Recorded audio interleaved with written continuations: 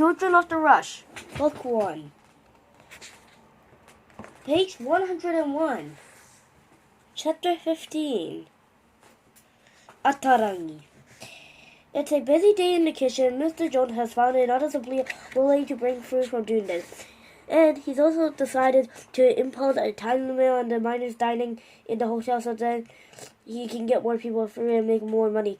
It means that Mother and I have to peel more potatoes and roast more mutton carrot cases than ever before. When the door is open, there's already a queue of miners outside, and the men jostle each other to take a seat in the dining room.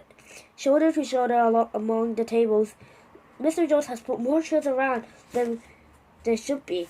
Despite me serving their meals as quickly as I can, and the men still complain that we're too slow. There's little we can do to go any further.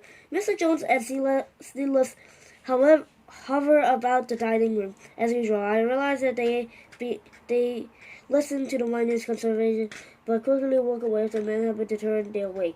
Halfway through the evening, I emerged from the kitchen to see Mr. Jones. It was dropping on a conversation between two miners. He's pretending to organize napkins, but I noticed that he folds and unfolds the same napkin several times.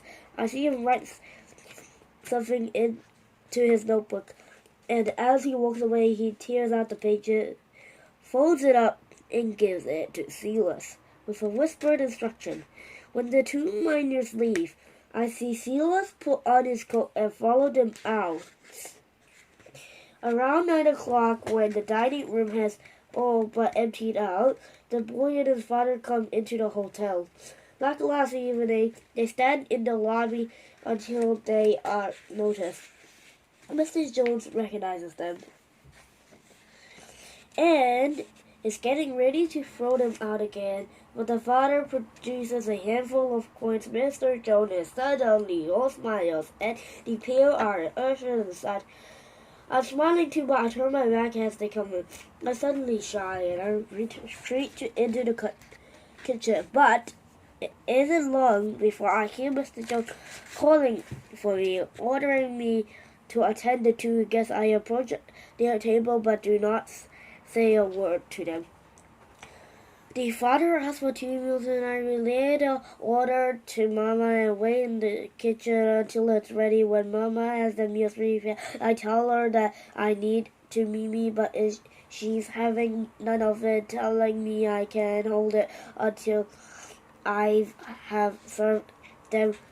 She stands waiting, her hand propped on her aching back. When I enter the dining room carrying the plates, I can feel the boy's eyes on me, and I'm suddenly petrified that he or his father will say something up to me loud enough for Mr. Jones to hear, but the father just nods and fixes me as I put down the plates, and the boy stays quiet. I hurry back to the kitchen. Silas returns, and Mr. Jones tells Mama and me to see the boy and his father out when they are finished, and to lock up the hotel afterwards. He follows Silas to their room. I remain in the kitchen, but after 15 minutes or so, I become fidgety. I decide to peep outside if they've left, but as soon as I ease open the door and put my eye into the crack, I recall. The boy is walking towards the wall. His outstretched hand is about to grasp the handle.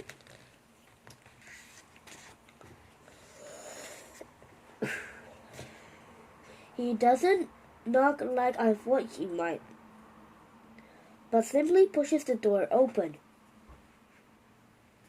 And there's nowhere I can go. I stand here and give him my sternest look. The one my papa always said could crack stone. He looks a bit frightened. "Hello again," he says. His voice hesitates. "Kia ora to you." The greeting sounds strange from the lips of a pig, a white person. I don't reply, but hold his gaze until he glances away. He tries again. "My name's Michelle," he says. Again, I stay silent. But this time he doesn't look away.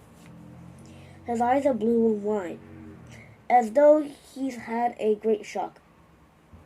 Well, I have something to say to you, he continues.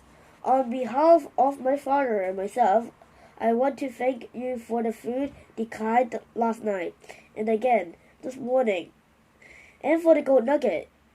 You have saved our lives. There's a scrape behind me, and with horror, I realize that Mama is there in the hallway listening to this boy. I know she won't understand him, but it doesn't stop me from being frightened that she might figure it out. I take 2 steps towards him and plant my hand on his chest. I push him back into the dining room, slamming shut the door. I hear Mama's footsteps coming towards me, so I make for the back door of the hotel. I need to Mimi, I call over my shoulder, but she grasps the back of my blouse, bringing me to hold. Me korero toa, she says. We need to talk. Her grip is firm as she turns me around and steers me into a chair by the stove.